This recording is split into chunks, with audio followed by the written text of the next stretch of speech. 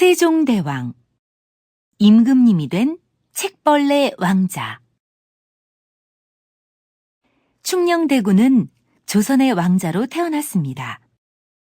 아버지는 조선의 왕 태종이고 어머니는 원경왕후였습니다. 어머니와 아버지는 충녕대군을 몹시 사랑했습니다. 충녕대군에게는 형, 누나가 여러 명 있었고 동생들도 있었습니다.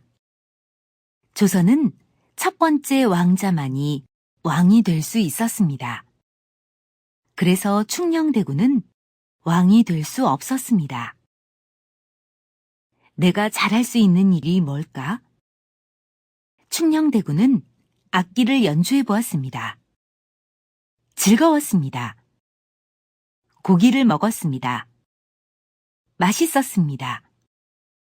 하지만 가장 즐거운 것은 책 읽기였습니다. 어느 날 충녕대군은 병이 났습니다. 그래도 쉬지 않고 책을 계속 읽었습니다. 그걸 본 태종은 병이 낫지 않을까봐 걱정했습니다. 태종은 충녕대군의 책을 모두 빼앗았습니다. 책을 돌려주세요. 충녕대군이 부탁하자 태종은 말했습니다. 몸이 다 나으면 돌려주겠다. 책을 읽을 수 없게 된 충녕대군은 몹시 슬펐습니다. 그런데 딱 한 권의 책이 남아 있었습니다. 충녕대군은 몰래 그 책을 읽고 또 읽었습니다. 결국 태종은 책을 돌려주었고 충녕대군은 행복했습니다. 책 안에는 모든 것이 있었습니다. 하늘과 땅, 옛날과 지금, 그리고 사람들의 이야기가 있었습니다.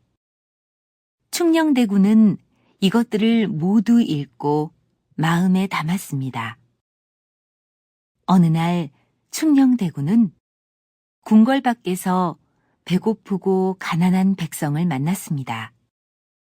그리고 궁궐에 가서 아버지 태종에게 말했습니다. 가난한 백성을 도와주세요. 나라는 백성들이 잘 살 수 있게 도와줘야 합니다. 책에서 그렇게 나왔습니다. 충녕대군의 말을 들은 태종은 깜짝 놀랐습니다. 충녕대군이 책만 읽는 게 아니라 지혜롭고 상냥하구나. 다음의 왕으로 충녕대군이 좋겠다. 충녕대군은 세자가 되었고 아버지 태종의 뒤를 이어 조선의 왕이 되었습니다. 바로 세종대왕입니다.